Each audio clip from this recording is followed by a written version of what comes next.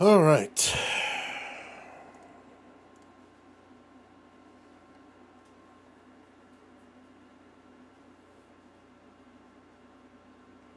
Wow, that's fast.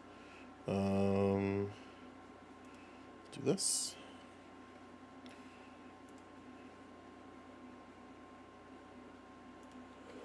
That was bad.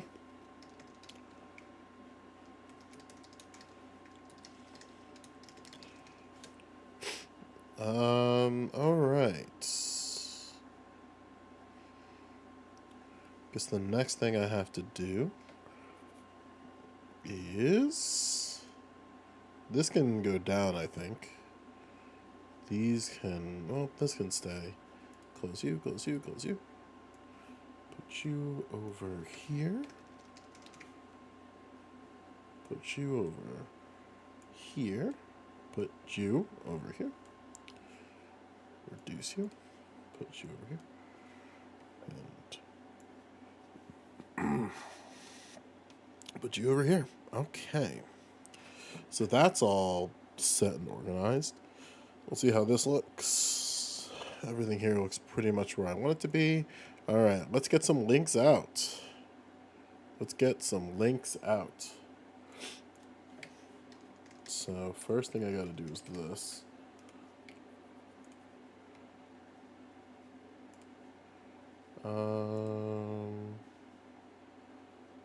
Yeah.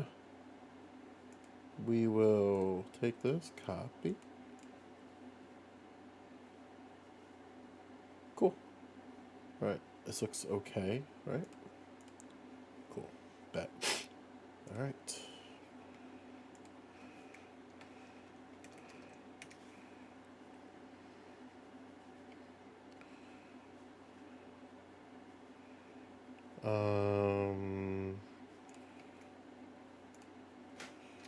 We'll type in here. This is weird.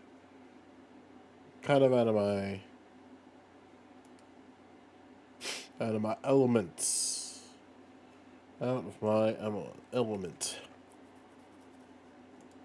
That's okay.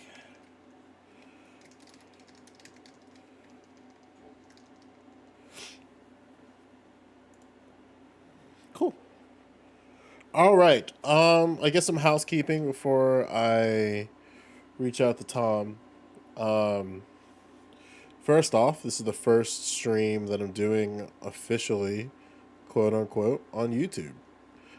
So for those who see it as it's live, what's up? For those of you who aren't seeing it live and you're watching it on the playback, what's up? Normally I stream on Twitch, and a lot of the content that you have been seeing comes from Twitch. But today's a little bit different.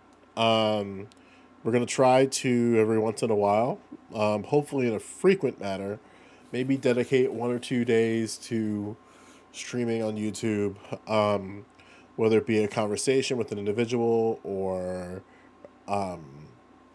just things that I can't cover on Twitch.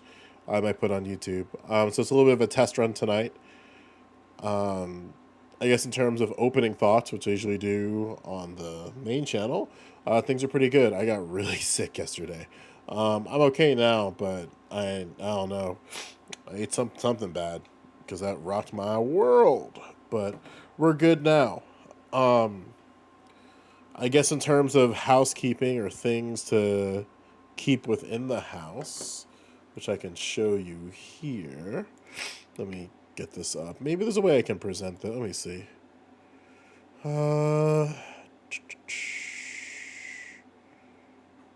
Let's see.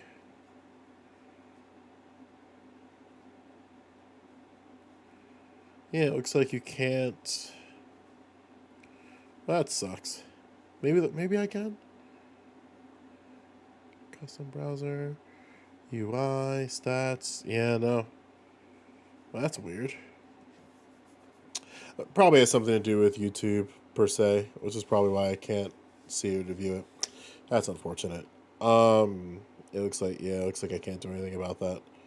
All right, no worries. For For those of you in the YT world who are wondering, I'm looking for a few individuals for a panel. Looking for educators and professionals in public and private education to talk about their experiences with COVID-19 and their work transition over the past year. Direct work as an educator is required.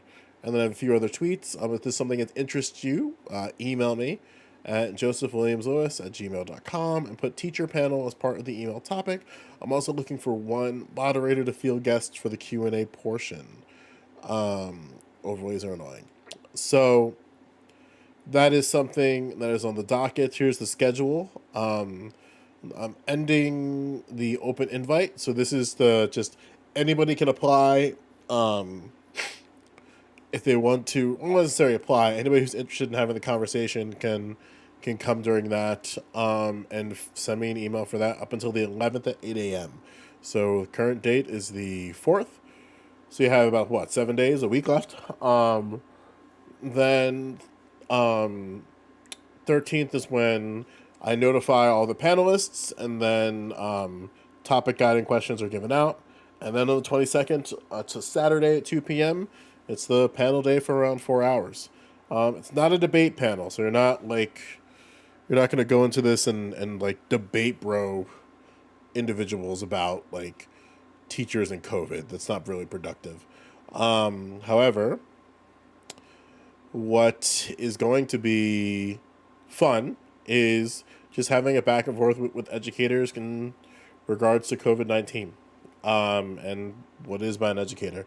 So if that is something that interests you and you want to do the thing, then, let me know. If not, that's cool. No harm, no foul. I'd rather both work. If you want to come and just be an observer and watch it, if you want to come and be a shitter in a chat, that's always fine too. But if there'll also be a Q&A portion, if there's anything that a educator asks or says that you want to talk to them or ask questions about, then that is something to consider. So once again, that is going to come up in the next few weeks. So look out for that. Cool. All right, I'm going to see what Tom's up to and get him rocking. So let's see what the hoopla is. What's his thing? Let's see.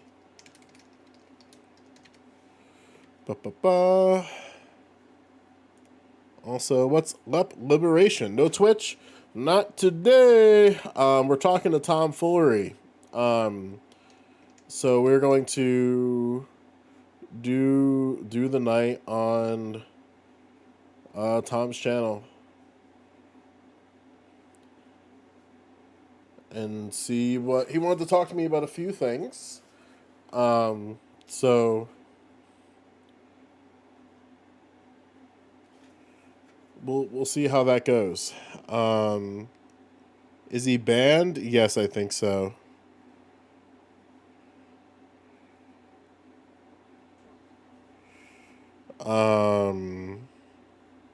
I think he still is. But also I'm going to try to do some cross-pollination.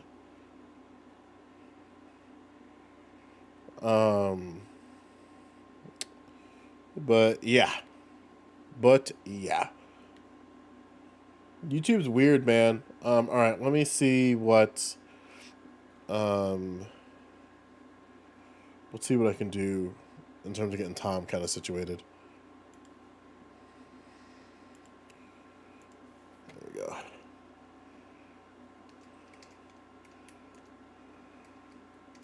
Whoops, I typed enter.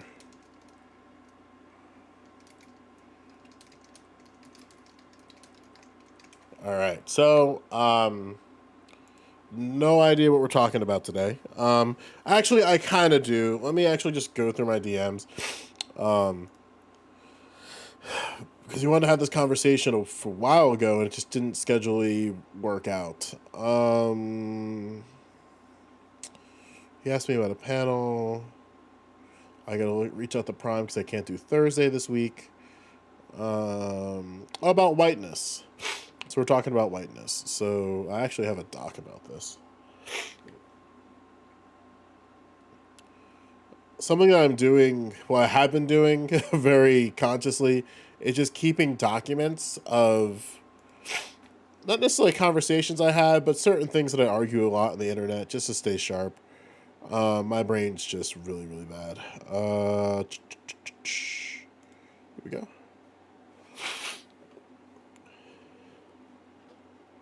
It's not this.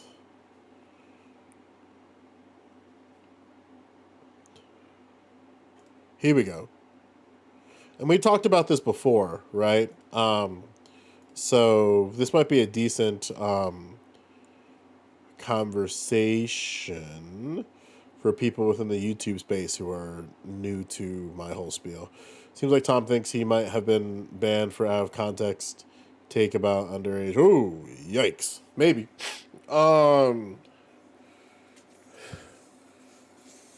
Yeah, he was pretty dope. He started doing different panel talks and stuff. And then Twitch hit him. I don't even know for what. And it's really and like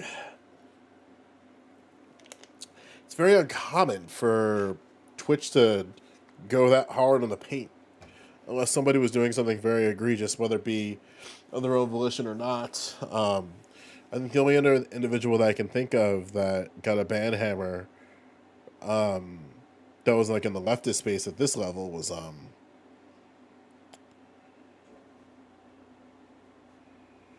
J100. Yeah, J100 is the last one I think of, but he got hit 3 times, so I don't know. While I do understand the frustration of like content, you know what I mean? Like I understand when you're trying to do different types of content and stuff like that, and you're looking to like do things in a way that you think is, whether it be appropriate or what's the better word to describe it, certain content just doesn't belong on Twitch, and you gotta understand that walking in there. Now Twitch, I think, has more. It's weird, like I think YouTube is the future. It's not even the future; it's the now. There's a lot of people who stream on YouTube and have very successful careers, but I think you can probably do both. Now, what's up? Greetings. We are currently on standby to talk to Tom Foolery. And we're going to try and boost both. So, yeah, we'll try to boost both. It's going to be hard, though. I'm a really bad individual when it comes to advertising and promoting content, but that's okay. On Twitch, it's easy as fuck, but I know Twitch very, very well. I used to do YouTube full time. What's up, Screenplay? But this was back in the Yu-Gi-Oh days. I was a long time behind from, feels like an eternity ago, if I'm being honest. But anyway, let's see. I guess what I'll do is I'll hop in the waiting room. Let me just double check to make sure that my audio and stuff is good. Input, output is to that. That's correct. Looks like everything is correct. If I check this, cool, that's correct. All right, cool. I'm just going to hop in here and chill. And yeah, we'll see how it goes. It's the only thing I don't like is not that I hate waiting rooms on Twitch. I want another screen, but it's such a pipe dream situation. Because right now I have this screen here where this camera's mounted, and then like the main hub of like back end, and I wish I had another screen to just have like the semantical back end. What I mean by semantical back end is like where I'd have like Spotify open, stream, not stream, like, excuse me, Wave open, Wavelink open, Discord open so I can like just do things over here. Like in a perfect world, like even if it's like a small monitor that just has like all the semantical stuff, maybe like get a secondary chat open on that side. That'd be kind of cool. But it's a pipe dream at this point. Pipe dream at this point. I think the Nets are getting out of the East. Watching the Bucks and 76ers against them makes me think it's possible for sure. Yeah, the East got competitive. But are they doing a reduced playoff schedule? I don't think they are. Because yeah, right now the Sixers are in first, but barely. Their conference record is very, very good. So I think that's like going to be the interesting tell. I think. Oh, yikes. I think if you're going to compete against the Sixers, I can't even say compete against the Sixers. It's tight for the top three. I think Milwaukee's a better team overall, but the Sixers have a good conference record. So that I think I think they're like 27-8 or something crazy like that. Comparatively, but again, it sucks because like the West is like, for God's sakes, the Suns are in first place. Basketball is really weird. But yeah, when's the last time? I shouldn't make fun of the Suns like that. They've been a good team, but for some reason everything else is clicking, and Los Lakers are struggling. Oddly enough, like the Sixers have the best conference record, I think, in across conferences, but not by much. I think it's like maybe one loss difference, but it's still something. It's pretty impressive. Still pretty impressive. I fixed some things.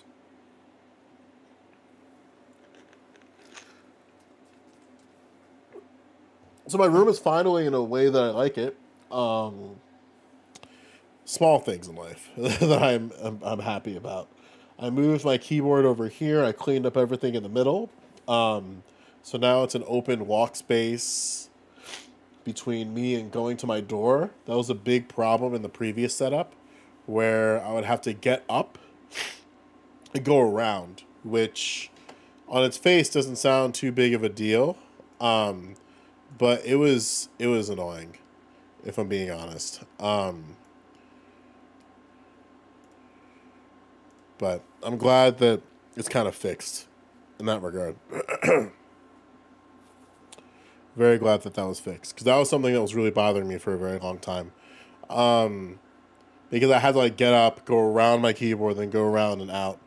And while there's enough room to like open the door and come in, sometimes people would like hit my lamp that's over there, so I moved that. I readjusted that. I cleaned the closet, so now the closet can close. It's just the little things in life that keep me going. You feel me? Wondering where Tom's at. Still in waiting.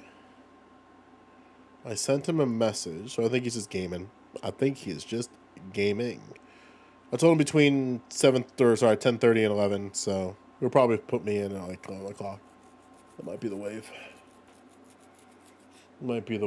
While you're here though, be sure to support his channel. Twitch, Jesus Christ. Well, twitch.tv/Tom Foolery when it comes back, but his YouTube channel is called The Tom Foolery Show. He does a bunch of different conversations. Some people he talked to included Senpai Chow. Did a couple debates. Looks like one is with some people. Another with some people. Did a conversation about incels. We talked about the Destiny and the Wolf conversation. Gaming debates. really large discussions.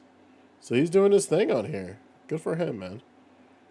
Oh, this is the panel that Rob Nora and I were on. Not this one, but a different one. I think this is Rob's panel.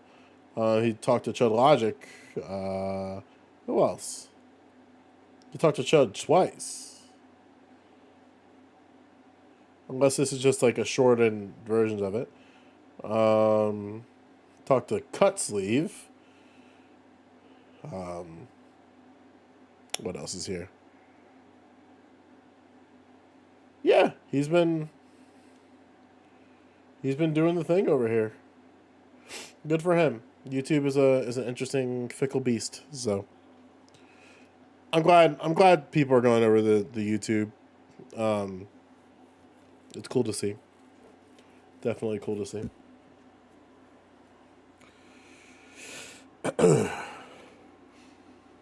So I'm going to be streaming every day for the month of May. Whether that be on YouTube or Twitch. Most of it's going to be on Twitch. But I'm just trying to see if I can potentially do a full-time push with streaming content. We're going to give it a try. It's going to be hard, but we're going to give it a try. Even if I streamed it's fucked, because even if I streamed every day, it would still be like the equivalent of part-time work, which is kind of crazy when you think about it. Like, even if you stream, what's Kevin say?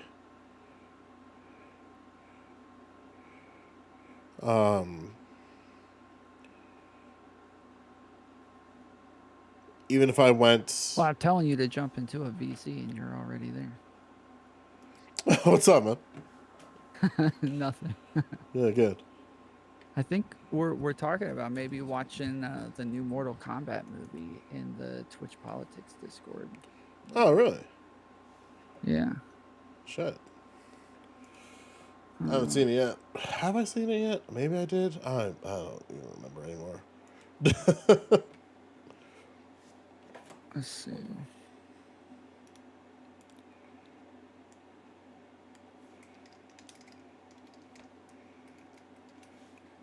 Okay. Mortal Kombat spelled with a K, right? Yeah. Okay.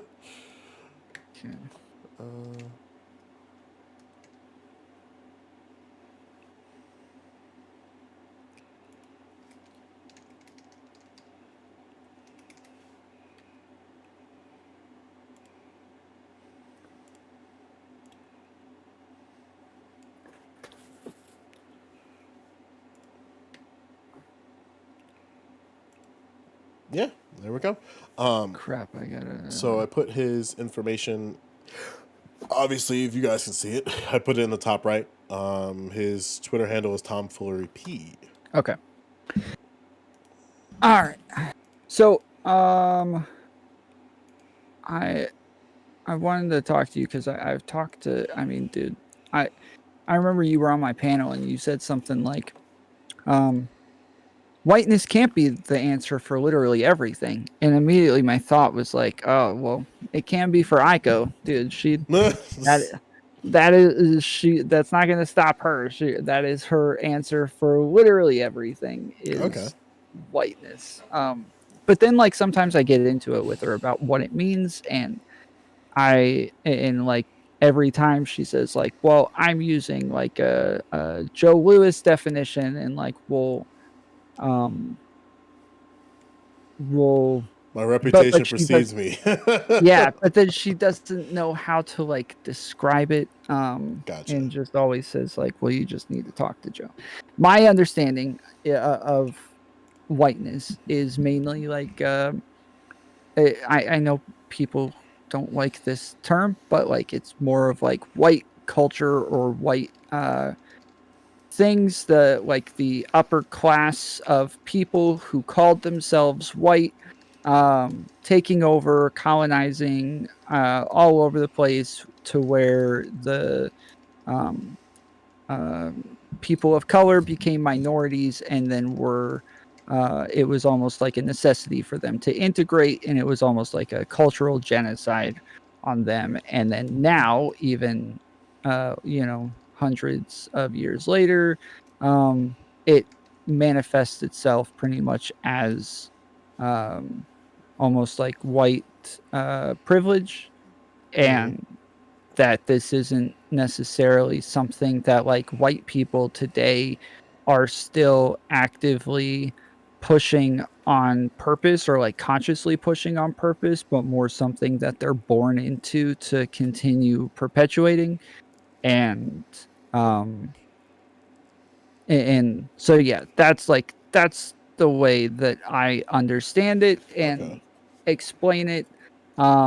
And that's where her and I end up getting into it about. Like back and forths about that type of stuff. Yeah.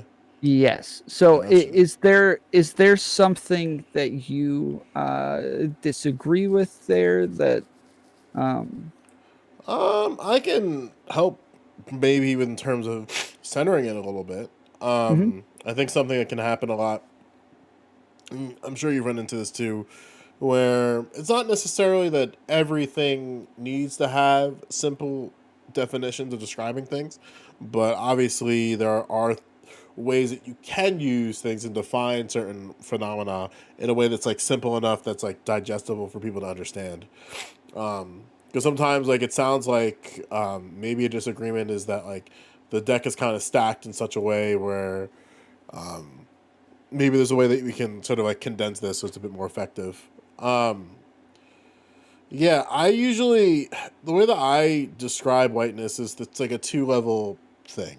Um, so whiteness at its core is just practices that produce white privilege. That's it. I mean uh, that yeah, that's practically what I said. I didn't say yeah, practices. I say white culture that's spread to a point to where white privilege exists. gotcha. So I the reason why I reduce whiteness is because there's a few caveats that have to be sort of tackled. So I'll how about this? I'll lay out like part one to part two, and then I can give a little bit of some nitty gritty, right? So, whiteness practices that produce white privilege, and then white privilege. And the way I explain it is the prioritization of the expectations, needs, and desires of white people. Now, the one thing that gets kind of lost in whiteness, in my opinion, is that a few things actually. The first thing is that anyone can participate in whiteness regardless of skin tone, and Mhm. then whiteness is not an attack on white identity. And Yeah. those are like the two things that I think are.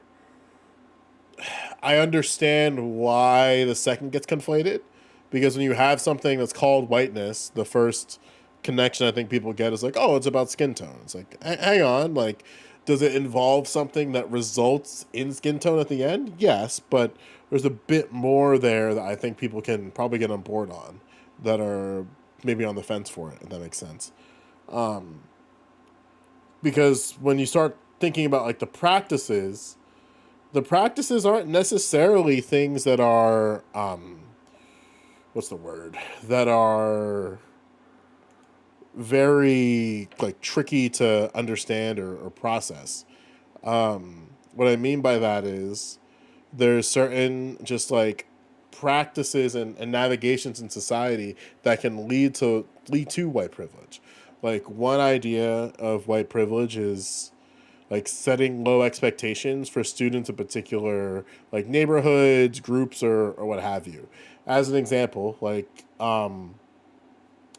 the practice in this regard would be the lessening of for example like, oh, like if these kids that come from X city, they're not really the best individuals. And it's like, okay, why are they not the best individuals? Well, it's because they live in this city and their schools are bad, and then like they don't have any fathers in the home, and then like they start stacking the deck in that regard. And it's like, hold on, like the the privilege there, right? The expectation, need, or desire in that example is that you want people to not set low expectations for your children or for yourself based on where you live. That's, I would argue, is like a base expectation that people have. And for a I'm lot of, sorry. So sorry. Go work. when I I feel maybe like I I missed the lost you. part. Yeah. Yeah, so there was when it came to having two-parent households, you were saying that it's like uh what is it what that we're setting too low of expectations for Black Americans? No, no, What no. were you saying? So, like, to make me center this example a little bit, the expectation here is that you don't want people to set arbitrary standards based on your living situation or where you live, right? Like you want people to treat like, okay, like this is my family, and I feel that like the expectation is that like people will respect my family like regardless of what the composition is. Mhm. And then the practice is the diminishing of certain familiar structures, or even just your living situation. Like, so one thing is like, because I would hear this a lot, is that, oh well, they don't have a father in their home. Like, and again, this isn't exclusive to Black Americans, by the way. Though, like you'll hear people say things like, "Oh, they don't have a father in the home, so no wonder they act this way," or "No wonder why they have a hard time in school." Oh, they have a hard time in school because, or they have a hard time in like work, like because oh, there's only one person at home, so of course they're having a hard time in school. It's like, hang on, like maybe there are things that have nothing to do with the home situation as to why that student is struggling and or why the individual is struggling. So the expectation is that nobody is setting arbitrary bars or expectations based on your neighborhood, your family structure, what have you. Like you just want people to treat you as who you are. So that's like the expectation, and where whiteness comes in and the practice in that example, I would say, is the changing of standards and bars based on the understanding of people's lived experience. And by lived experience, I mean like their family structure and where they come from. And So, what is the prescription there then to not talk about how people should have two-parent households? no, no. So you can have conversations about like the outcomes of children, like based on like certain like home factors. Like you can talk about those things, but you don't Mhm. want to always ascribe like it's not as easy to ascribe everybody's problems based on their family structures. My point. Well, So not yeah, all of them, but I right. would say that, like, that's a big part of, like, I what I deal in mostly is rhetoric and, Mm-hmm. like, debate coaching and things like that, and when I talk to people about how they would talk to right wingers about systemic racism, I'm normally, like, 100% on talking to a right winger about systemic racism and them leaving that conversation saying, okay, yeah, I believe in systemic racism. Yeah, And one of the things that right wingers talk a lot about is the family structure, having two parent households, how yeah, important this is, blah, blah, blah. And so if you can describe to them, like, yes, well, this is actually part of systemic racism.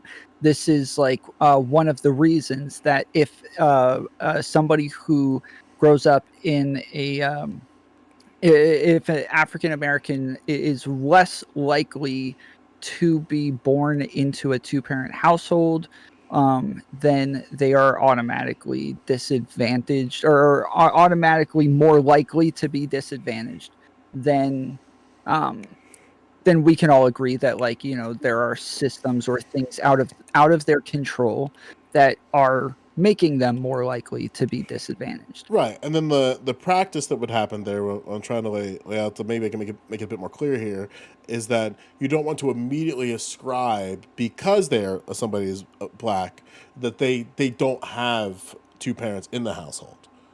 And like sometimes they'll like you'll hear kind of in language, especially in sports, where you'll see a situation where the interviewer might say something along the lines of, so it's like, so it must have been really hard for your mom, and it's like it was really hard for both of my parents. It's Mhm. like there's no like, because sometimes you don't want to have, you want people to inference things that they don't have any evidence of. So like, Hmm. just because you see a black American doesn't mean that they don't have two parents in the household, that type of thing. Right.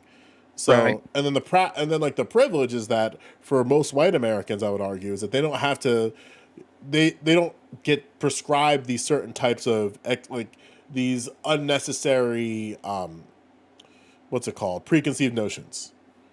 Hmm. Because you kind of hear that sometimes in the language of like, well, the reason why they're looting and rioting is because they don't have fathers in the home. And it's like, well, wait a minute. There's plenty of people who are rioting and protesting over the past year who had both parents in the home. So Right. like, why are we ascribing something that we have no proof or even like way to fabricate that exists?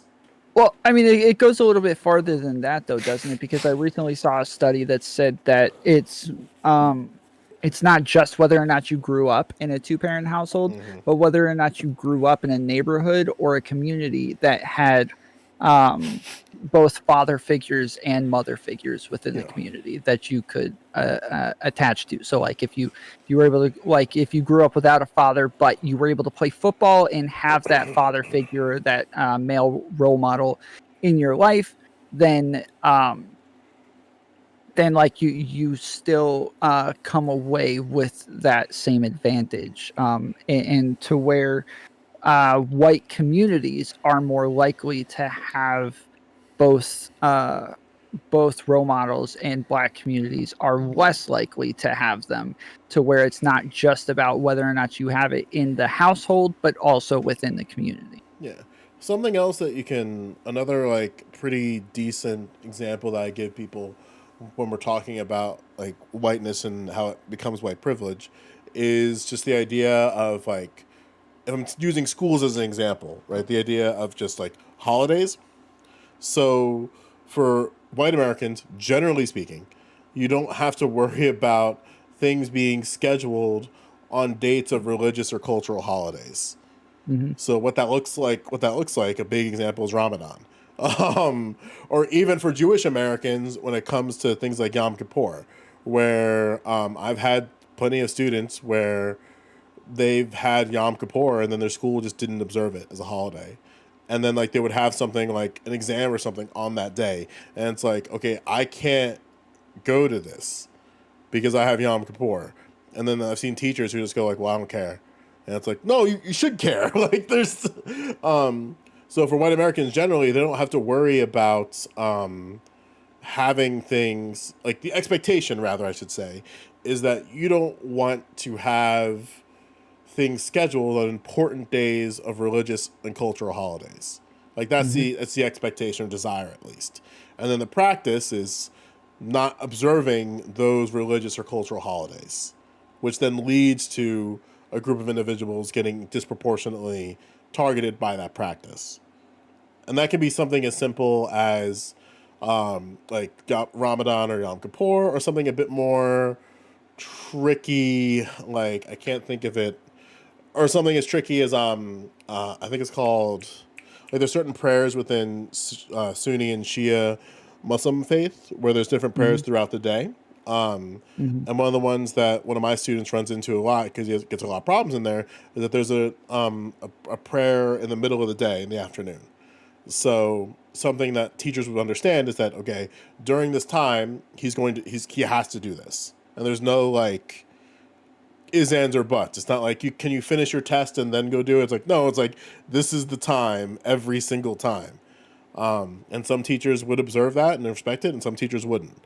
And the expectation is like you want people to respect your faith no matter what the circumstances. Now, granted, obviously, there's when we're talking about white privilege, it's the prioritization, right? So you're going to run into situations where the prioritization is not met because prioritization isn't a guarantee. It just means that like you're up front in the queue.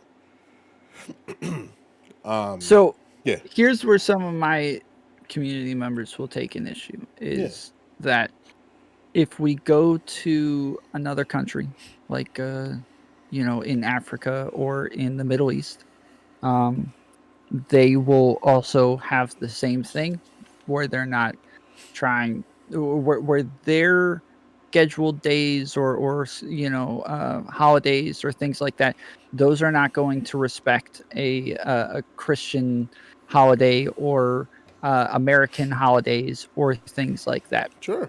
But overall, this is going to be common no matter where we go. Yet we call this whiteness when it's something that's going to be common in every country based on who the majority or what the majority race is in that country, right?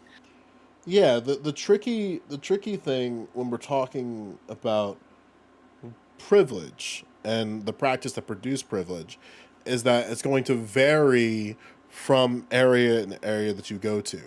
The rub, and I think the reason why people kind of push back on sometimes is that racing in America is a very special thing that's different than in other countries. Excuse me. And race changes from country to country. Like, Mm-hmm.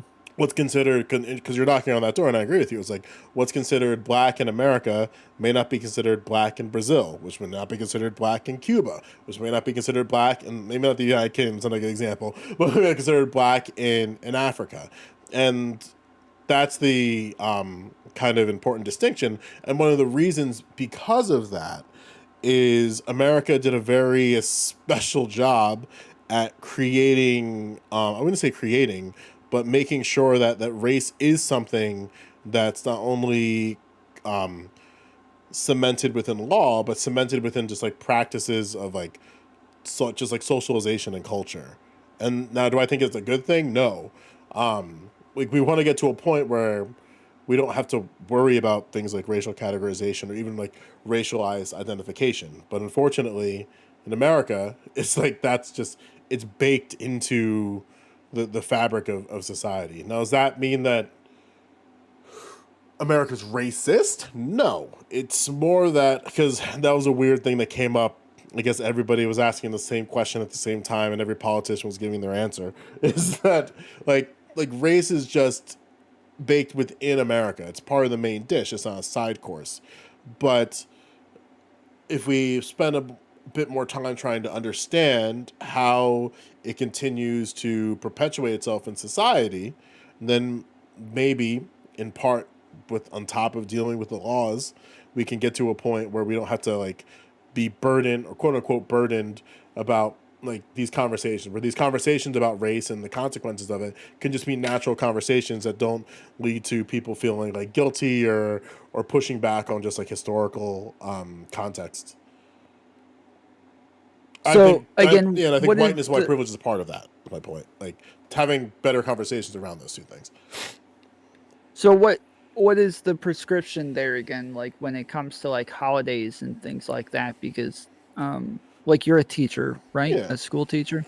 Like we already have issues with like too many days off a lot of the times, or like a hurricane happens, we have to extend the school year when we're already trying to condense it. Like what is the prescription to fix something like that? Yeah, so if I was to say for religious holidays and cultural holidays, is just observing them. That sounds like such a simple thing, but if a student comes to you and tells you like, hey, like this is a holiday, like I can't make this because of like this is a holiday for my faith, then it's just like okay, we'll find a way to make sure that you make up the work or something, whether it be make up the work or find another way for you to satisfy whatever requirement is for the class. Most schools already do this. It's very uncommon now where, I mean, not that it doesn't happen all the time, but it's very uncommon now that you'll have educators or even school districts that don't observe holidays that are outside of Christianity and Roman Catholicism or Catholicism generally. Catholicism has a bit more, especially Christianity, have a bit more of an upper hand only because the calendar is kind of built around these holidays. Whether that be, and it's really just the big two, like Easter and Christmas. They happen to fall on the day, like that happens, like for example, Christmas, that's just, they set that whole week aside as a quote unquote break. And then you get the really like the 23rd, depending on the school district, off. And then it's like 24, 25, then you get the whole week through New Year's. And then Easter is the same thing. Like, since Easter's on a Sunday, they pad it in such a way where you'll get maybe like off Easter weekend and then through that following week. Where in other religions, they don't have the comfortability to be able to fit within the school schedule. You know what I mean? Or even get padding for a break. And again, like, just so I'm clear, like, the phenomenon of teachers not observing holidays, I don't want to say it's rare, but it was definitely way more rampant when I was growing up than what happened now. Like, Yom Kippur was a holiday that my school district didn't really observe until I think my senior year. Mainly because, in part, it always lands like in a weird part of the year, because like in the middle of October, like early October, like late September, early October, depending on where it lands. Another one that I'm thinking of is like Passover. That tends to be another finicky one. It's usually that Friday, or I think it's like the Thursday or Friday. I don't remember off the top of my head. That tends to be kind of tricky, where some students don't even go to school that day. Some do. It's like a weird thing. And Okay. like I said, for the prescription, right, it's just making sure that we understand that like not everybody falls under Christianity and Catholicism, and that there's certain holidays, albeit they're not that many, that we have to be sure we observe and respect over the course of the year. So, is it like for African Americans who are kind of building their own culture within the United States? Mm-hmm. Is the goal to like mix everybody's cultures, or is it to keep separate cultures but have a way to where they're all somehow able to coexist?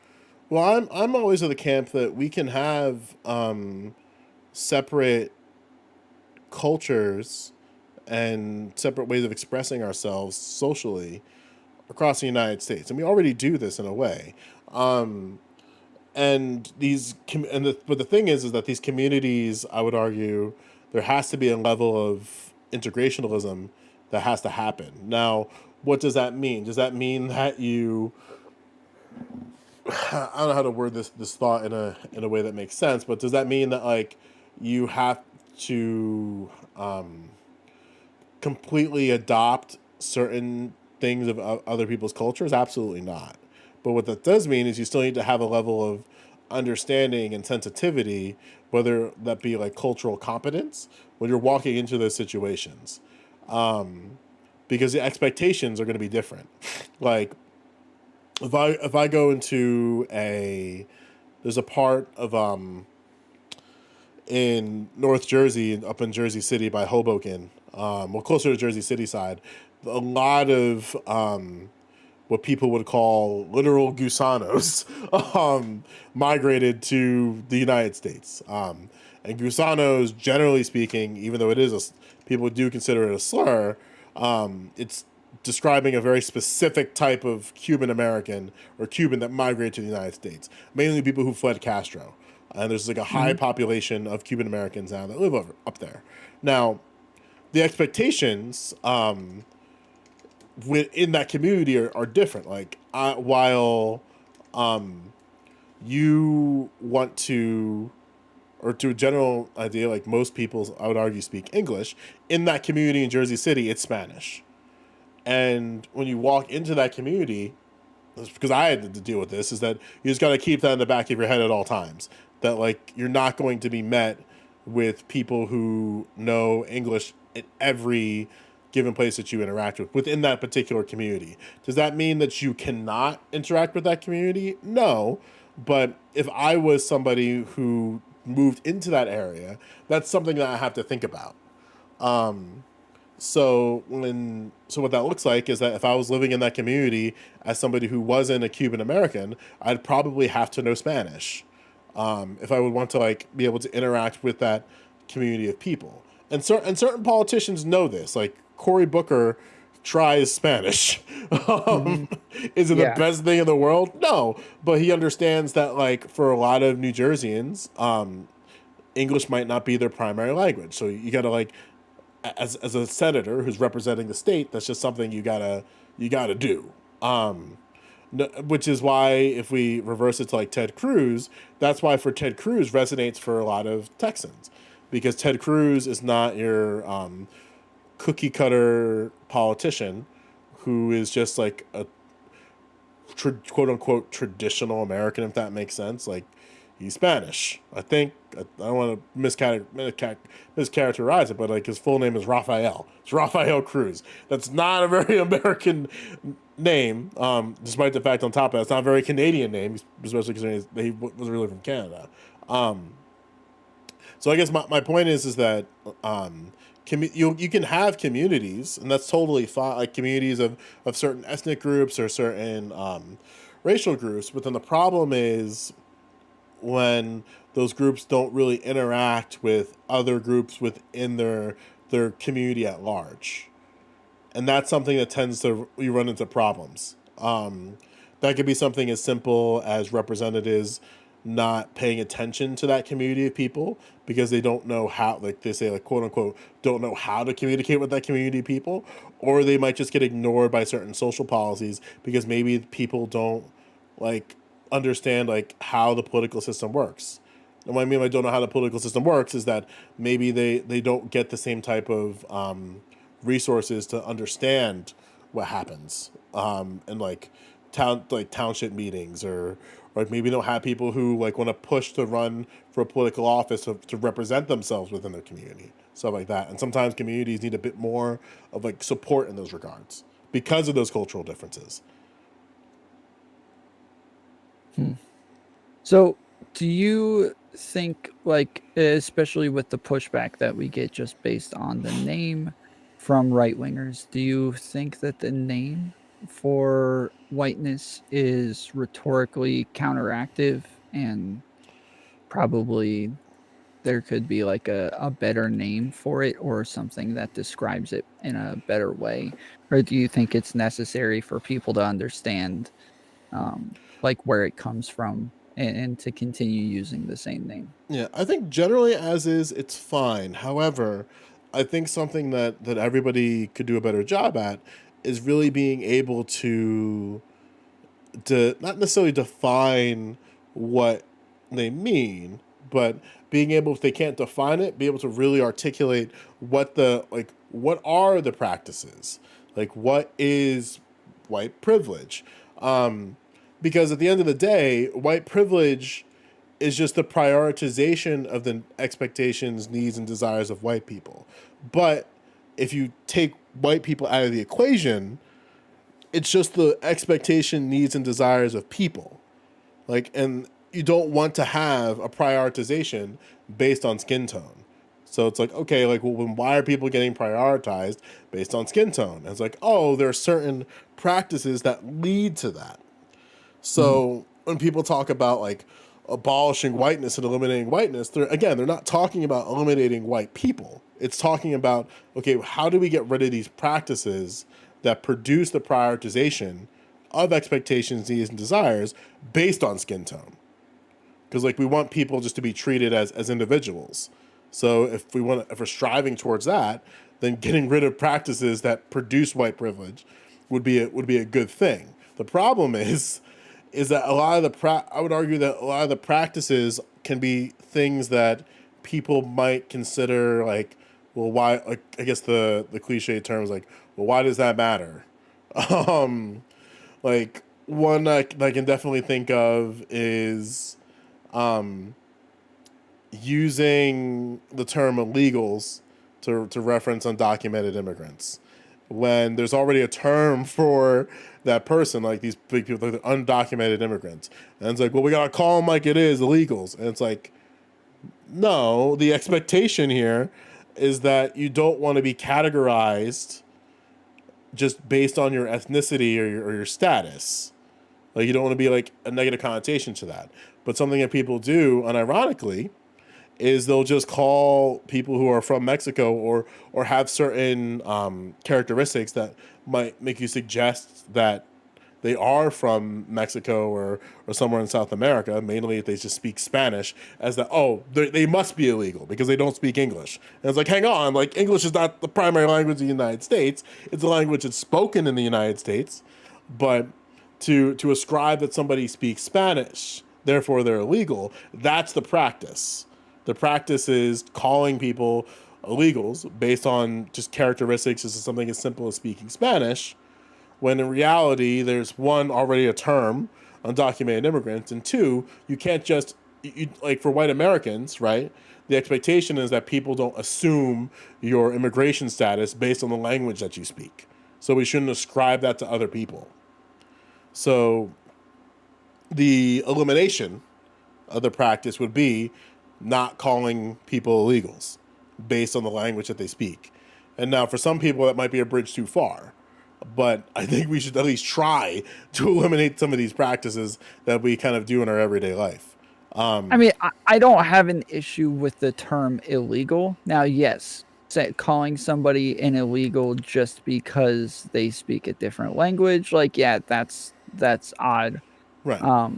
But like I somebody the other day, I think it was Frames, I believe, got upset with me for using the term illegal, and I thought he was joking, but like he's like, they're literal people, don't call them illegals. And I'm like, yeah, but like it's their literal person that is illegal. Like it is their body that is illegal. So like they are literally illegal. Like they themselves are now illegal in this situation because their body has crossed the border. So I don't know.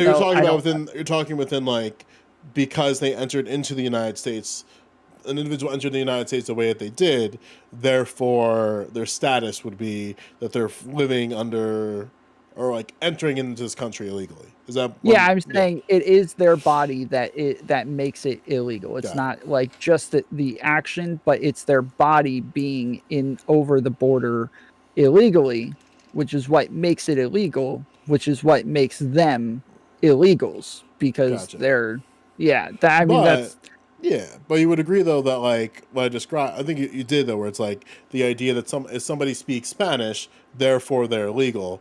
That's the thing I'm talking about here, where it's like because there's so many memes of, I don't want to say memes of that. There's just like many a documented footage of individuals where they're at a gas station or something, they speak Spanish to their to whoever's with them, and then you get somebody just like heckling them, and it's like, we don't like your kind here. It's like, wait, what? Yeah, they're like, I was born here. What are you talking about? And to be as clear as possible, right? Like, we don't prescribe that. Like, the expectation is like, if I speak my language from like whatever my ethnic origin is, people aren't going to consider me like second class citizens or not part of this country. Where for Jewish Americans, that's not something. Well, giant asterisk and 30 pages of fine print, where like if a Jewish American speaks Hebrew to another Jewish American, there's no question of like, well, what's your citizenship? And it's like, American. What? And no different than like for Polish Americans that they speak Polish to each other, or Germans that they speak German to each other. Like, sure, there's like other types of like microaggressions and stuff that we can get into for sure, but on its face, like the expectation is that like if I speak another language based on my ethnic origin, I'm not going to be questioned about my citizenship within the United States, and like directly questioned. So I guess something to clear stuff up for the chat a little bit is he's not saying to get rid of white culture. No, he's saying make it to where white culture is more accepting of other cultures and like more inviting, make it to where like they're more easily recognized, to where it's not just like a melting pot to eventually make them conform to our ideals, but to where they're able to keep their own ideals and live amongst the white people at the same time. And the thing is too is that like there's going to be certain levels of I don't want to say assimilation, that might be the best word. There's certain types of integration when you live in a country that you're just going to have to do. And Americans, I would argue, understand this when they go abroad. Like, if you are going to Germany and living in Germany, you're gonna have to learn German. If you're Right. gonna go to Japan and live in Japan, like, you're going to have to learn Japanese. Now, granted, the United States isn't a special case because you can live your entire life in the United States with not really having to know English fluently, but you can navigate through America with a basic understanding of English, and many Americans already do this. Now, the question is when you start prescribing that, like, you must do this in order to be considered a citizen here, where, like, no other country does that. Like, there's an understanding that, like, hey, if you learn this language, it can significantly help you, but if you don't, we're not going to, like, put these extra barriers so that you can't navigate in society. I don't know. I get what you're saying, but I Right. do think that there's a level of cohesion that is necessary, Yes. and that like people speaking the same language definitely helps to where we don't have as many like communication barriers and Hmm. things like that. And in order for us to even like have conversations about being more accepting, we have to clear up those communication barriers Right. first. And And this is also why, like, in if using schools as an example, this is why ESL exists, where, like, there's an understanding, like, if you want to get through the school system in the United States, like, you have to learn English. And not like, I'm not saying you have to learn English in a way that, like, you 100% like know it like the back of your hand. Like, everybody's learning English in real time every single day, but Mhm. enough to have a conversation just to get through to whatever is like the next step, or just to understand what's going on in the classroom is a huge benefit. And that's something that educators understand, that, like, that's going to be a hurdle if you're going to be a teacher. Or it's going to be a hurdle if you're going through the school system, excuse me. So they make sure that they're making a special effort to make sure that those students are being taken care of in that regard, because it's difficult for any teacher in America to have to, like, set aside or kind of like pay attention. Like, okay, this one student speaks Spanish in a classroom of 25 students. It's unrealistic for me to prioritize that much time on one student who doesn't know English very well. But in an isolated situation, like, you can have specialized teachers who understand, like, okay, like, the problem isn't necessarily that they're bad at the subject. They just need a little bit more time with this language. So let's make a space for these students. And I'd argue for ESL that works really well. So, what would you say to somebody who says that like it sounds as though prioritizing American culture is whiteness? Is that uh, do you think that that would be an apt description? I would say that there are certain, due to how society was constructed, there's certain things that people ascribe to what it means to be American. And I argue that one of the best things that America has is the fact that you can't really pin down what it means to be American. Like, we have an idea, right? Like, there's certain things, but the as time is progressing, we're seeing that, like, being an American is much more, it's on its face simple. Like, there's certain things that, like, people ascribe, like, whether it be like life, liberty, pursuit of happiness, like all that Hmm. good stuff. But there are certain things that kind of have to get weeded out first. And to its credit, it's a lot better, right? Like, we don't have the Klan openly navigating in public anymore. Um, that's a good thing. Has the Klan completely gone away in society? No, but the rhetoric does manifest itself in weird ways. This is why I think, or rather, I get really nervous when people start talking about this idea of, like, spreading Western ideals across the world. And it's like, there's certain values that supersede all cultures and religions, and we must make sure as Americans that other people, like, get to see the benefits that I have. And it's like, hang on, like, let's not load the deck that much. Like, there are Like, just because that we think something is good might not be the best thing for all people across the world. And we see examples of that, whether that be Germany, Japan, Germany again, where there's like there are certain practices that might lead to bad outcomes for people across the world, but that doesn't necessarily mean that we have to be the arbitrators and deciders that we must stop X group and show them that this is the way that you should be ruling your people, or this is the way that you should be doing your society. Does that make sense? Yes. Yeah. And yeah, so like when it comes to like what white culture is, right, and the idea of like I'm not advocating for the elimination of white culture. I love jogging, but um, and the only reason why I say like the only reason why just because it's a meme, but it's a meme of the like a historical little joke. Nike was running and jogging was a suburban thing. And then Nike came to be of that, and then the whole thing of like pushing jogging in like suburbs and stuff like that. So that's why I argue that the closest thing that we had to white culture is like maybe jogging, if you had to start somewhere. But that's besides the point. Like no one's talking about eliminating what it means to be ethnically diverse as a white American, because every like white Americans, I would argue, depending on your community, there is a level of ethnic pride that's no one really has a problem with. Like we understand that, and you kind of hear it in practice, right? So people will say really quick, like, I'm not white, I'm Polish, or I'm not white, I'm Irish, or I'm not white, I'm Cuban. And it's like, yes, you can be two things at once. Like your racial categorization and your ethnic categorization in America are two separate things. Now, granted, one of those things is an arbitrary thing based on the color of your skin, and you don't want your outcomes to be predicated based specifically on that outcome.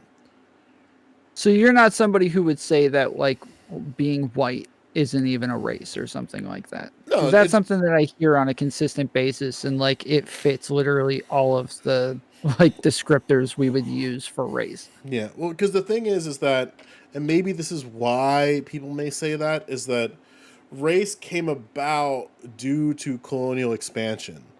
But it was because they used an arbitrary characteristic to consider themselves the norm across the world, or the attempt to be considered the norm across the world. It just so happened when they looked at themselves, and it's like, well, what do we use the marker as? And it's like, our skin color. And it's like, okay. And then it was just never challenged. And then I talk about this a lot. Like what we saw is that on its face, it was ambiguous. Like when it came to the just like colonialization across the world, starting in Great Britain and Europe, and then spreading out in other parts of the world, is that it took a while for race to kind of become a thing. And that's why I always say like the way that it happened was just through laws and time. And then, because what happens is you have to start making exceptions to validate that there are actual differences. Because like you can't, it's like, okay, well, these people are different from us. It's like, well, what makes them different? Because they look like us. Well, look at their skin color. And it's like, oh, okay, that's something that I can see. So maybe there is a difference there. And then you start like stacking the deck of like, well, also because of their skin color, they're not as smart as us. Because when you look at us, we're all smart. And look at our skin color. And it's like, hang on, like...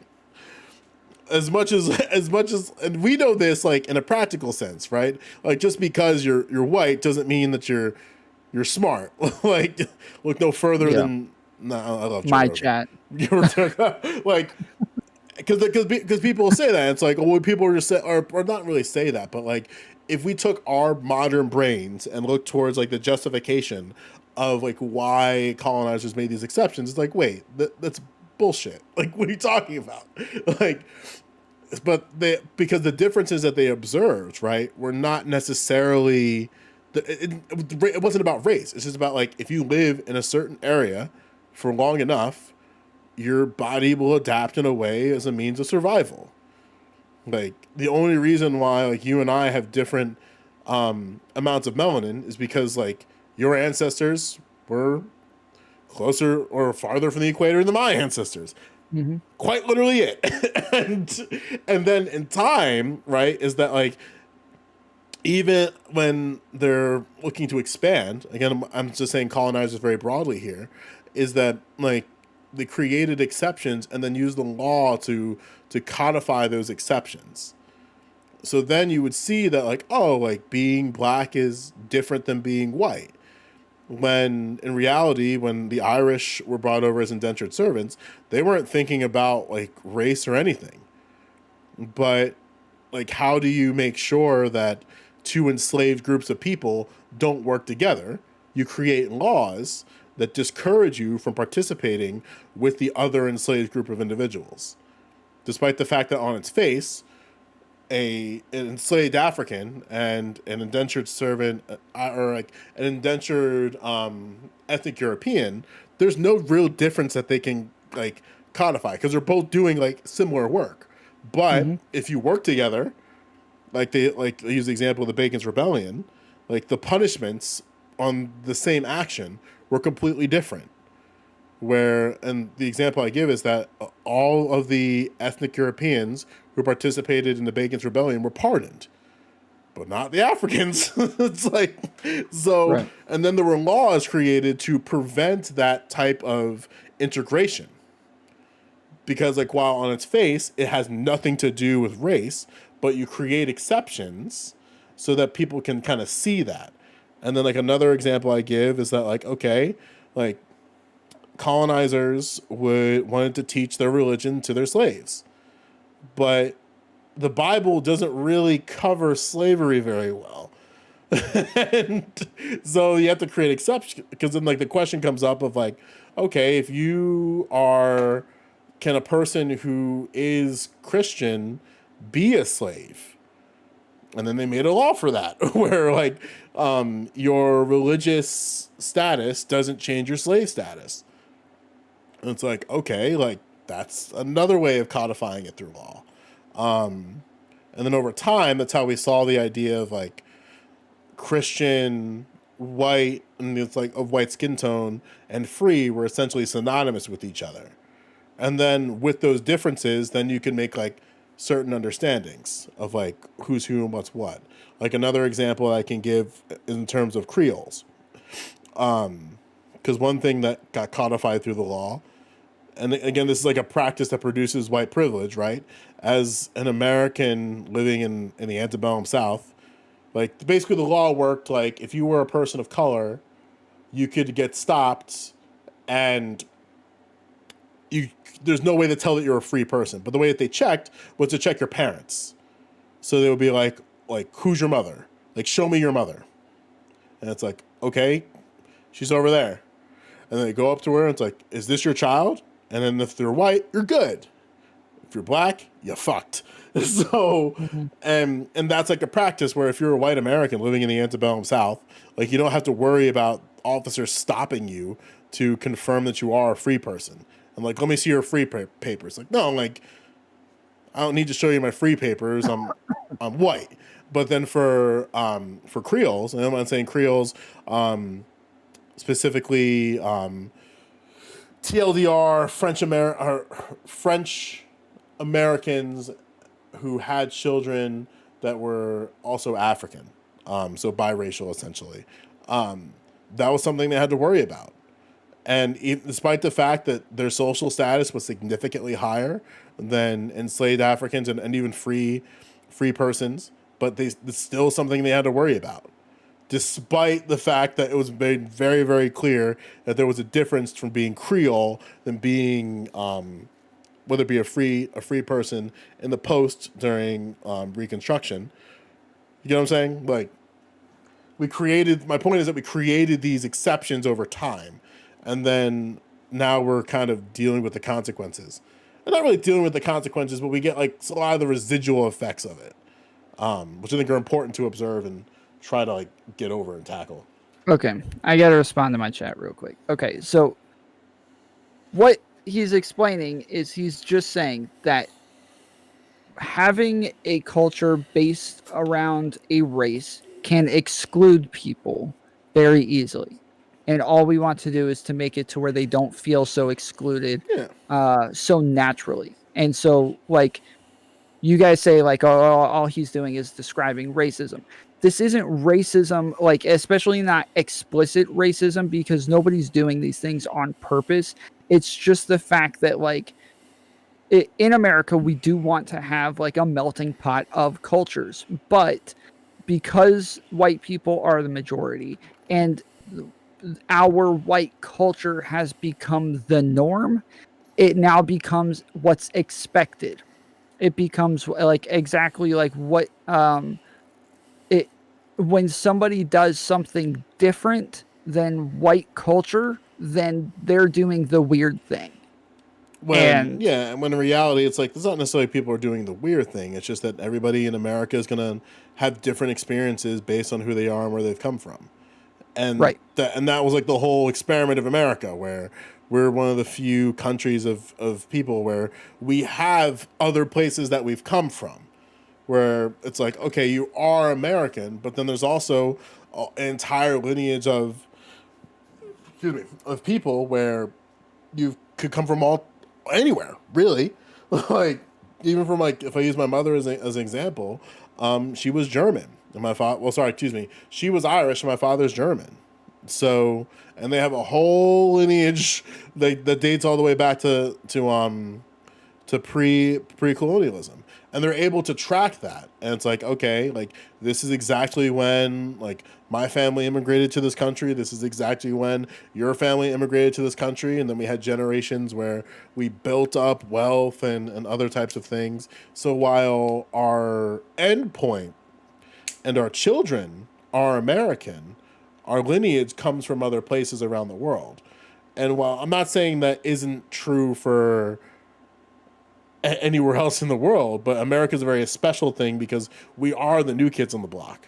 When it comes to, like, we didn't just, for a lot of reasons, obviously, that, like, we didn't, like, if America was set to evolve, I don't want to say evolve, it's not the best word, to just kind of be what it is, it would look vastly different without European or like European, I'm using that term very loosely, but colonial influence. Like, we'd probably be speaking way more Spanish than for a lot of parts of this whole region. We'd also probably have a lot more, unironically, indigenous folks, where, like, it would look totally different. The makeup would be entirely different. But because of colonialism, like, it's an entire melting pot for the entire world. Is that a good thing? Depends on who you ask. I'm of the camp of, like, yeah, it's a good thing. But a lot of really bad, because of not treating people like humans, came about this thing. So, like, as people living now, it's like, okay, what can we do to make sure that we don't repeat the patterns of behavior that led to poor outcomes for people because of treated as second-class citizens or not even citizens at all. I don't know if that made any goddamn sense. yeah, no, that makes sense.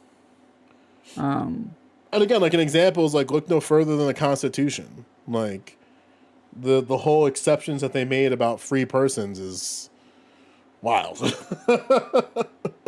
Because I would argue, like, one of the biggest sins for America is not acknowledging slavery and not answering the question of, are Africans people?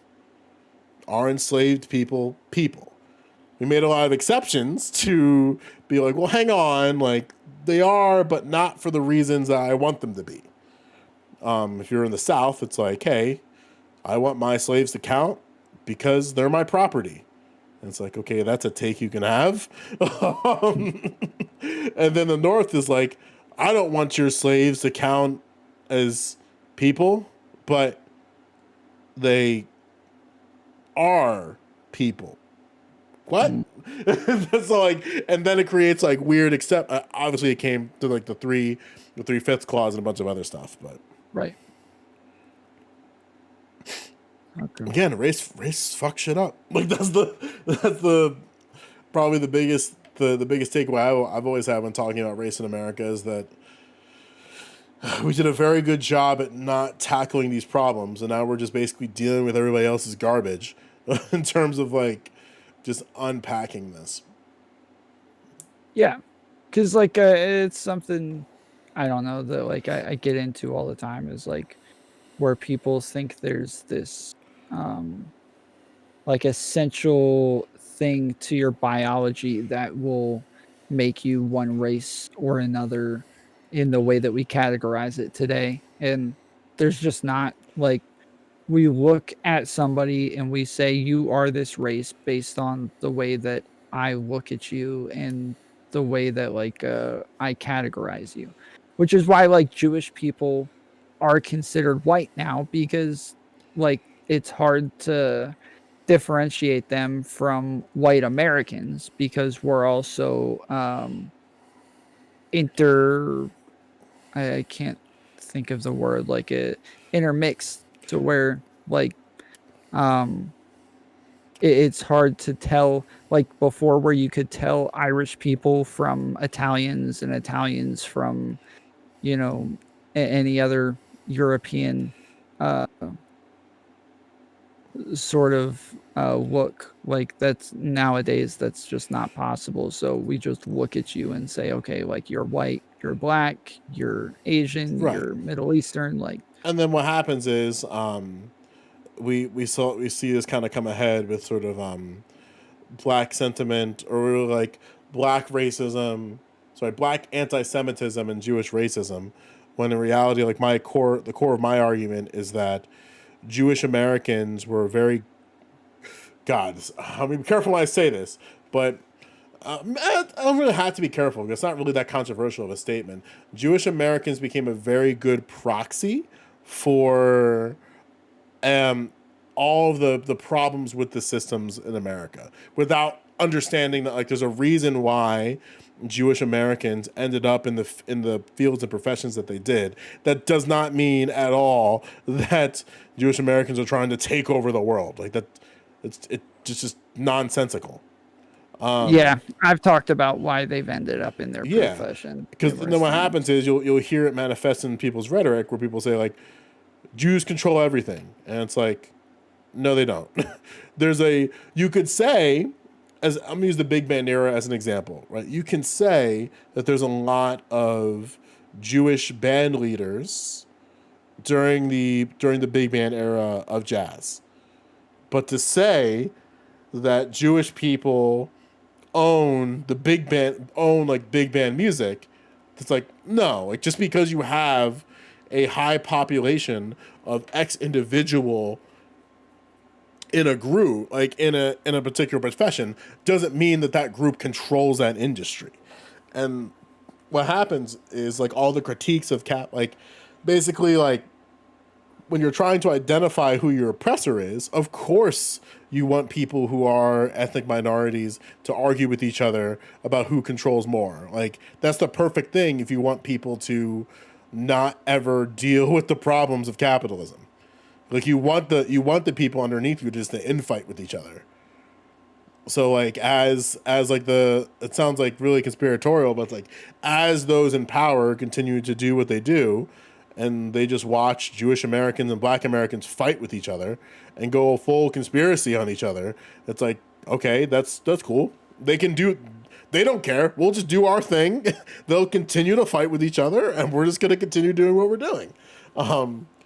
Because it's very easy to point the finger at Jewish Americans when in reality it's really capitalism that is the actual fight. And if those two groups came together and fought against capitalism, then maybe we'll have good outcomes. But if they want to keep infighting, let them infight. A good documentary, really a documentary, it's a talk from Herzak News, kind of lays out what I'm talking about, where they basically sat Black Americans and Jewish Americans together just to talk about the two things I described. And one individual brought basically what I was talking about, where it's like we're probably on the same side about a lot of these things, but because of the perpetuation of anti-Semitism and racism that exists on like both sides on different levels, we're leading to this point where we're just infighting with each other. When in reality, like, there's somebody else who's like, the reason why we're infighting is because we understand that there's like critiques of the system. So why don't we just critique the system and work together, as opposed to fighting with us or fighting with each other and being super conspiratorial. Yeah.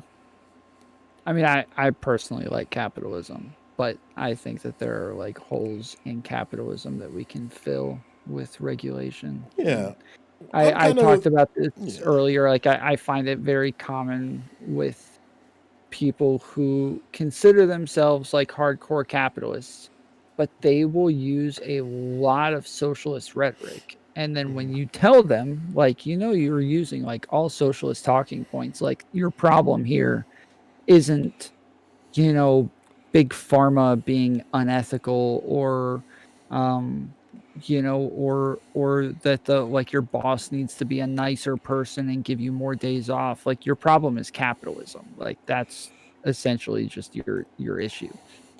Yeah, I'm always of the camp of like, in order to play the game, you're going to need some level of social and political power, and the only way to get that is with capital.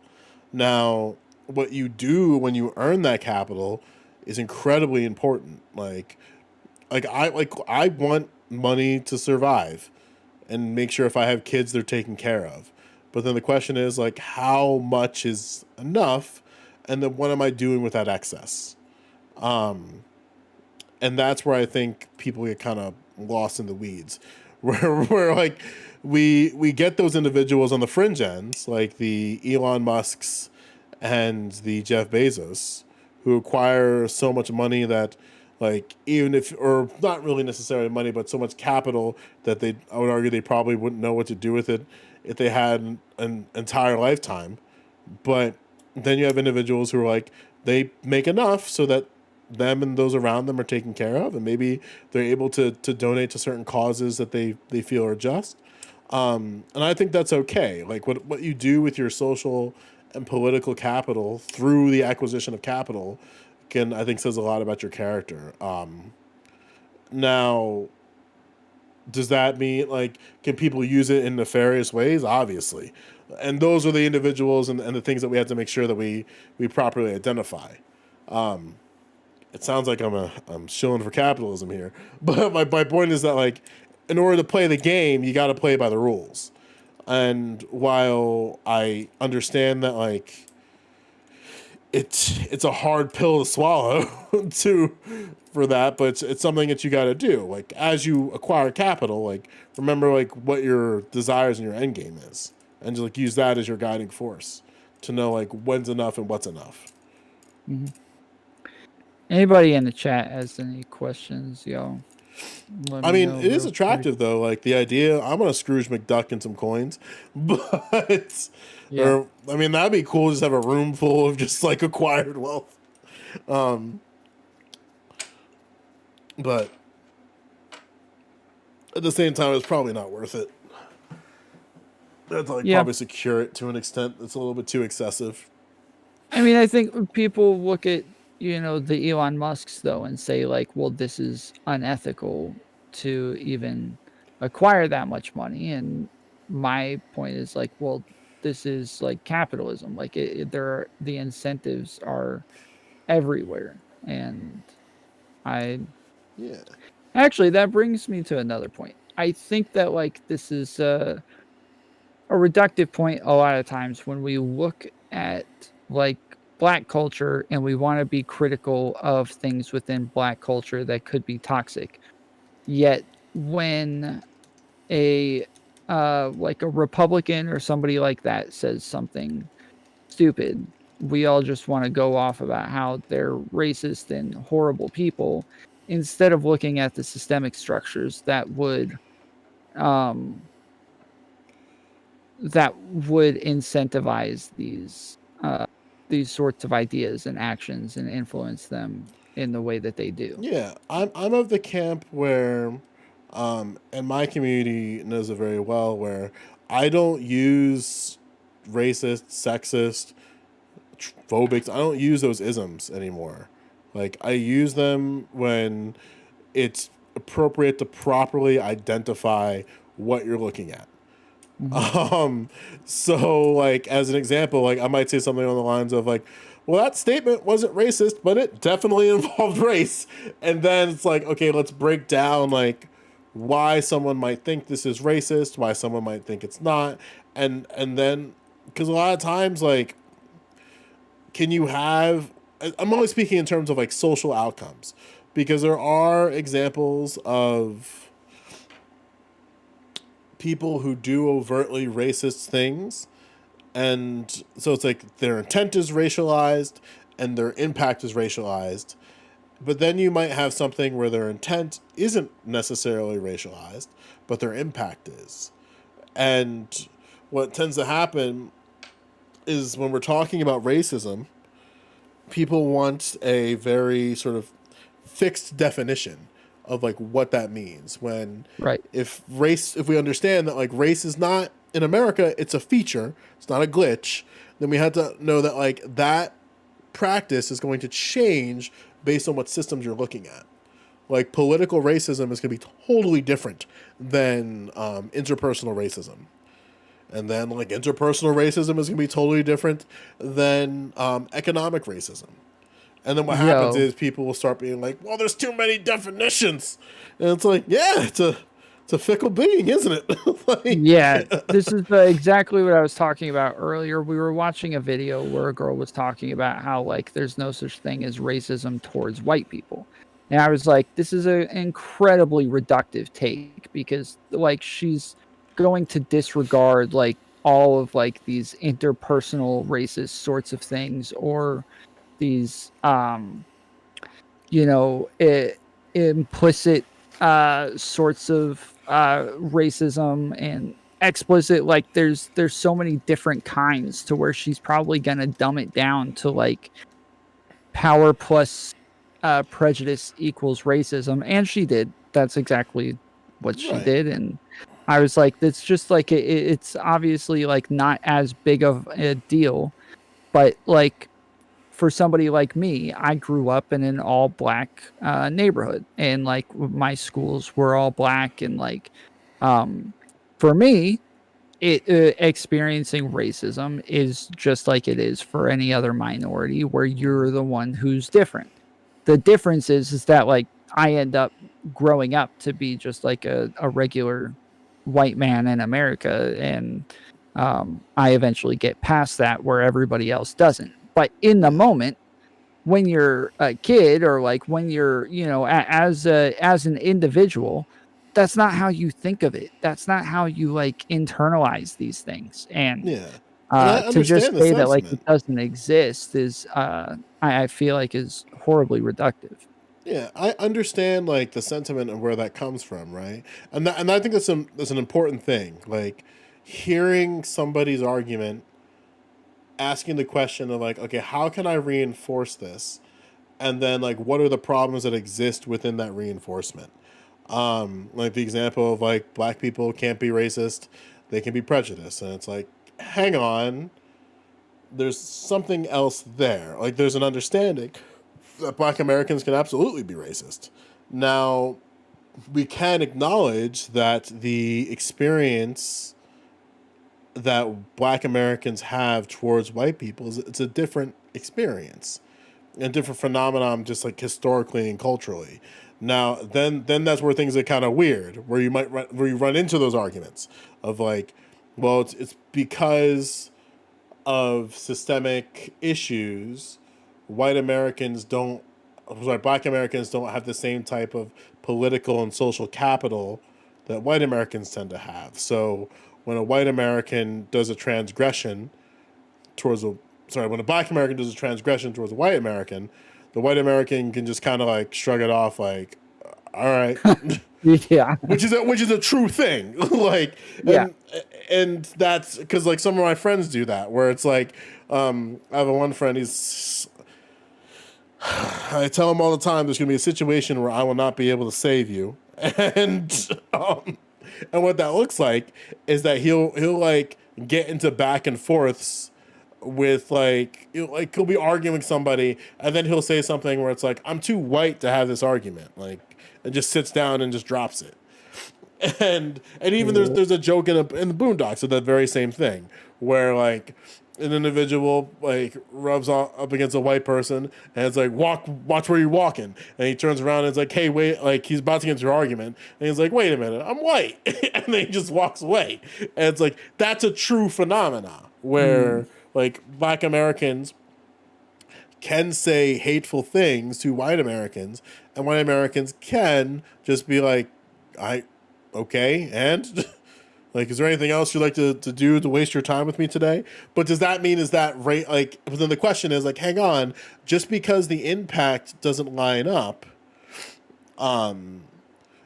doesn't necessarily mean that like it's still not like it's a discriminatory act and stuff like that. Like, it's still discriminatory at its base level. Like, even if you don't agree with it, be like, if you run into somebody who doesn't believe that Black Americans can be racist towards white people, you can at least get them on the level of just understanding that what the action that they might describe is discriminatory, and we have to make sure that we, at the very least, call that part out. Because I've seen Black Americans be racist all the time. It's just something I've seen. I think everybody's seen different examples of that. And then the question is like, does it meet the same type of impact that a white American can do, like taken to their logical extremes, right? Because like the logical extreme of, for a white American to be racist to a Black American, I would argue, unironically, is put a white hood on and then go on and then like just take a torch and have at it. Where for Black Americans, there isn't a hate group that you can join up that's trying to go after whitey. Like, that doesn't exist. And even if it did, I would argue that the United States government would be like, we're going to make sure that doesn't exist, all right? Like, we got you guys. I mean, they've done that before where they've labeled groups as such just to make sure that they got rid of them. So. Yeah, or even like a Black Panther Party is a great example of that, where like the rhetoric around it, just because it's just Black Americans with guns, it's like they're trying to take over and start a revolution. And it's like, no. But the thing is, like, I'm sure you see it, is that, I mean this in the nicest way possible, when it comes to white or anti-Black sentiment for white Americans, they didn't really do themselves any favors when it came to the level, like the peak atrocities of hate crimes. If that makes sense. Because I think what happens is like people will see like a group that talks in a way that might be sort of like, you can say like white supremacist adjacent, but then like what happens is people are very quick to go like, oh, they want an ethno state, and it's like, right, not necessarily. Like, because then like, and then when you hear their arguments, people will say things like, well, they're just coding it just so that they can appease like the masses, and it's like, are you sure about that, or are you just inferring that because we had decades worth of rhetoric from white supremacists and nationalists coding their rhetoric to gain political power and stuff like that? Yeah. Because like that was the same thing that happened with Black Panther. It was like, are you a group of hate? And it's like, no. And then it's still like, well, they said no here, but that does it really mean no? And it's like, what? Like, we should probably judge groups based on their actions and not necessarily like what they. Let me rephrase this. I mean, that's exactly right. Yeah. We should judge them based on what they do, not what they say they do or what they say they aim to do. Yeah. Now, granted, like, I'm not going to give Eldridge Cleaver any like charitability here, because he was somebody who was very overt about the actions that should be done towards other American, or not to like people who are in political power structures. But then also he was exiled from the Panther Party, so it's like, and one of the reasons was because they argued that his rhetoric and his rhetoric around that was just way too extreme, and not something that is like reflective of what the party's about, which then created like all this other side stuff. But that's another historical rant for another day. Oh crap. Okay, I didn't realize how far we went over. All right, let me let's check some of these questions real quick. I wasn't even paying attention, man. I was just going. All right. Let's see. So we got what does Joe think about Canada's Mosaic versus the U.S. melting pot? Canada's Mosaic. That's the first time I heard that SAT word. I'm going to use the Google machine. Yeah, I don't know. Canada Mosaic. Or cultural mosaic, the mix of ethnic groups, languages, and cultures that coexist within society. The idea of a cultural mosaic is intended to suggest a form of multiculturalism. Okay, different from other systems, such as the melting pot, such often described like the United States assimilation. Yeah, I mean, that's kind of, I guess, what I'm describing here is that, like, we need to have, like, an understanding of different cultures and cultural competency to be able to navigate around them. What makes America especially weird is that we're really far from maybe reaching a point of that. But it's bizarre because World War II kind of showed us that we need to interact with each other. And that what level of interaction remains to be seen. Not with Canadians though. Like Canadians are just inherently dumb and like Yeah, they're doing their thing. bad Poutine's people. pretty You know, good. they're just, Yeah, and I think that's a good. I think it's a good thing to understand that, like, there's different, like, to take this definition literally. Like, there are different ethnic groups, languages, and cultures that exist within America, and that they should probably and should coexist with each other. Because at the end of the day, like, although we come from, but then, like, it's like, although we come from different places, we're still Americans and our cultures matter, but we still got to work together. Like, so let's try to do that. Please. all right. That question was from Sassafras. I think there was one more. Wouldn't the prioritization of wants and desires of white people kind of define white culture? Oh no. The thing that I try to make sure that I stress, and maybe I did make it clear, is that the prioritization, or rather, let me pull it back a little bit. So the way I described white privilege was the prioritization of the expectation, needs, and desires of white people.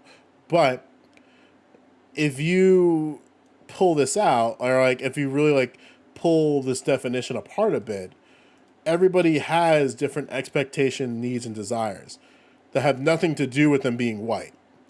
And my argument is that we have to try our best to make sure that people's expectation, needs, and desires are just met universally, regardless of their skin tone. However, there are practices in society that lead to the prioritization of the expectation, needs, and desires of just exclusively white people.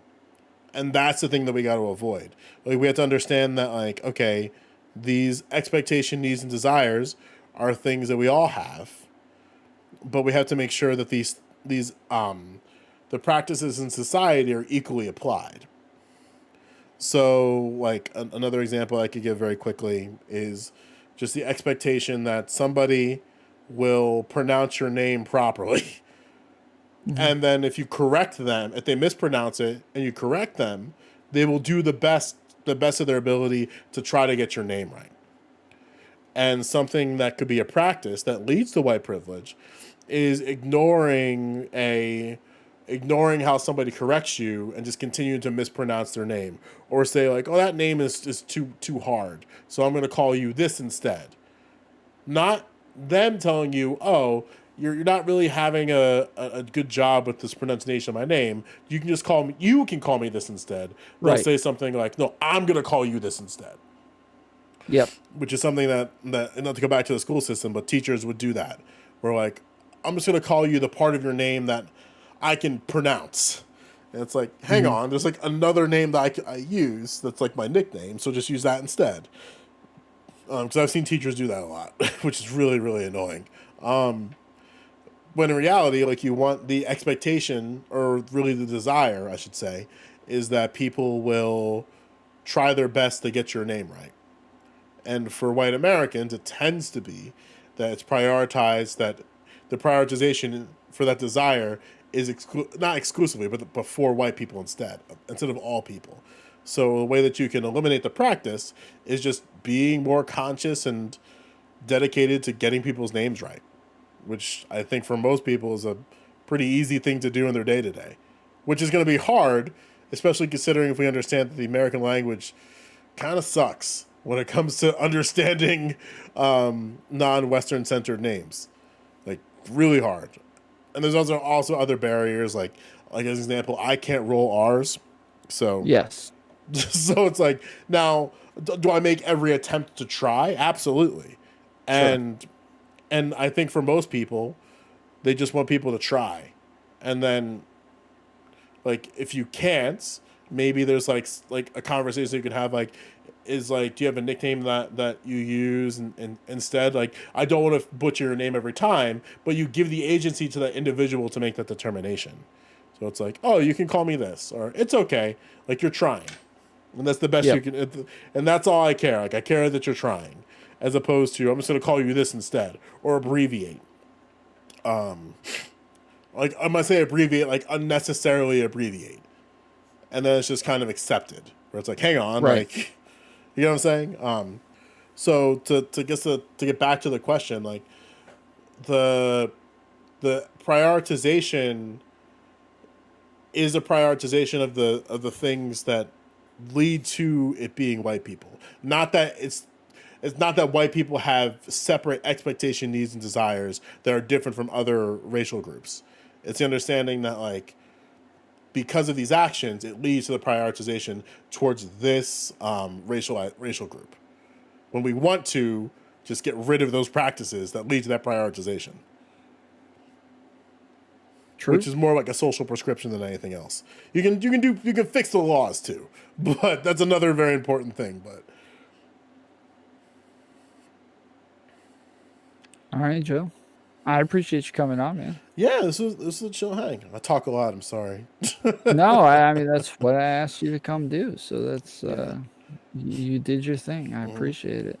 And something, Um, I guess, is mhm. a little like takeaway thought that I tend to have is, when it comes to understanding, like, what the expectations are, right, is just asking the question of, like, what are my personal expectations, what are my personal needs, and what are my personal desires, and where do I think those exist for all people, and then, like, breaking it down from there of, like, okay, what are some practices that could lead to people being excluded from this particular need or from this particular desire. Mhm. And that's a pretty good exercise to do. Because like, one of the things is that, like, seeing it in the wild, like, you might not even know it's happening. And it sounds so, Right. like, weird and dog whistly, but it's like you might literally, like, do something that's just that practice in real time, but it's like, hang on, like, how do I flip that script? And it sounds like that weird, like, Marxist Leninist indoctrination, but it's like, no, it's just, let's identify what these things are. Let's identify what the practices could be that lead to that thing, and that could lead to a good exercise in terms of, like, understanding what whiteness is and how whiteness can become white privilege. And then it's like, okay, how do we eliminate these practices? Like, that's all I'm asking for. Like, I don't think it's possible to get rid of white privilege, but I think it's possible that we can get rid of the practices that lead to white privilege. And I think that's a much easier thing for most people from a day-to-day basis, at least to try to do. Awesome, dude. Yeah, man. All right. We're gonna go watch Mortal Kombat if you want to come with us. Yeah. We'll be Let me wrap here. I'll call my girlfriend to make sure she got home okay. She has this thing from time to time where she just, like, takes an Uber home and then doesn't text me back. So she's probably sleeping, but I'll see what's up. all right, man. Sure. All right, man. I'll see you. Yeah, I'll see you soon. We'll be in Twitch politics. What was it? Chit Chat 2. Sure. I Okay. believe. Oh, yeah, for All sure, right. for sure. Later, dude. All right, man. Later. Wholesome talks. Wholesome thoughts. Yeah. Tom's a good dude. him and I are going to talk about capitalism a little bit later. I'm getting better with explaining whiteness and white privilege, at least on the internet. I think something that's important is getting people on board with it. Maybe we'll do that. Maybe we'll do a privilege. How do I say this? A privilege stream. Maybe. So basically, ask the question of, because I never did this on stream before. I did this activity off stream, where it's like, okay, what are our desires? Basically, like on a scale of like, what are our expectations, what are our needs, and what are our desires? And then like, we desire to blah blah blah blah. We need blah blah blah blah blah, and we expect blah blah blah blah blah. And then like, what are practices that lead to the prioritization of a desire of desires? What are practices that lead to the prioritization of needs?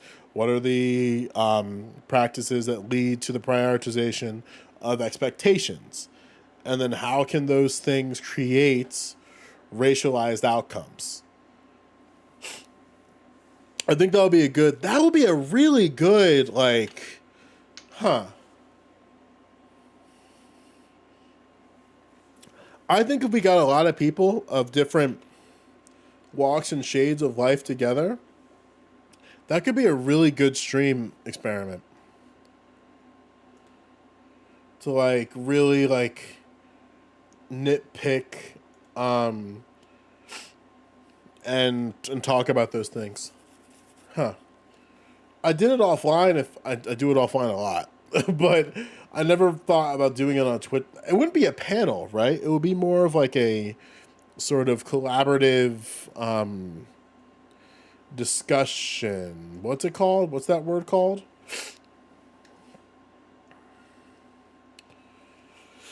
I don't remember.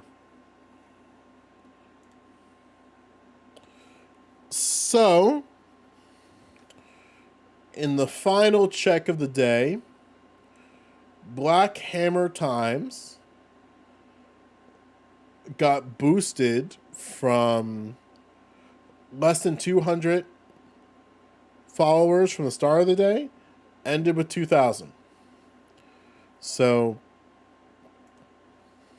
that's why you got to blur out people's handles and tags when you talk about them.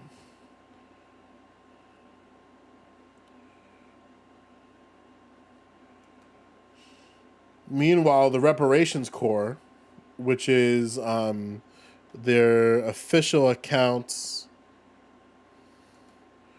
about, so this is the official account of Black Hammer Reparations Corps, a boot camp for white people to learn about anti-colonialism and falling under colonized leadership. That account only has less than 100.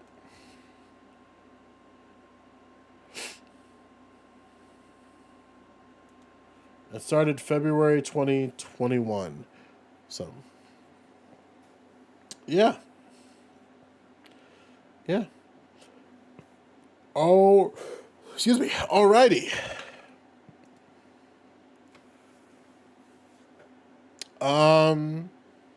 Thanks for coming through. This was fun. So this will obviously be on YouTube for as long as it needs to be. It's going to be a video that's on the channel. If you enjoyed this, be sure to subscribe underneath this video prompt, or video proper. It's like underneath the video itself. It exists on different places, on different platforms. I stream on Twitch primarily, but we're going to start doing stuff there. Stuff here, I should say, which is twitch.tv/Joe Lewis. Then the O is a 0. I'm working to centralize what it looks like in terms of channels. What does that mean? I'm trying to get so that within my channel, like this just is unified. So like my handle is unified across platforms. So look out for that. Other things that might end up on this page that you're looking at right now.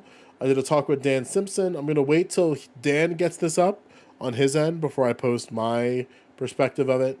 The Reverie was the other day, same thing. I try my best to wait before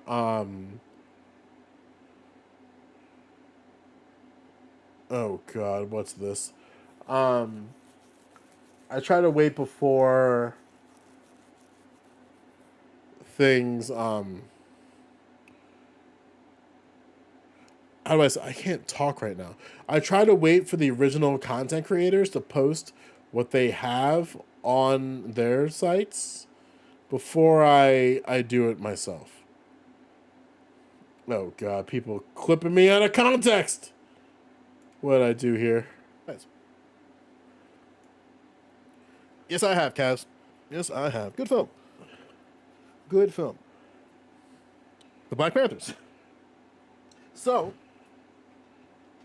trivia question. If the Black Panthers, a majority black... I forgot what I was talking about there. Any other clips? I'm pretty good on the clips. No one's been getting me lately. We love to see it. And then when they make the album, they know when they produce it, Nazis are going to listen to it, and they love it. So that's logically consistent with the N-word, right? Like, shut the fuck up. Like, what are you? Touch grass. Okay. All right, I'm going to wrap. Thanks for coming through. We'll be on the main channel tomorrow and all that good stuff. Once again, we'll be at twitch.tv/Joe Lewis with one less smiley garbage bag. So I'm going to take my trash out. Yeah, that's all I got. Have a good night. And I will see you guys soon.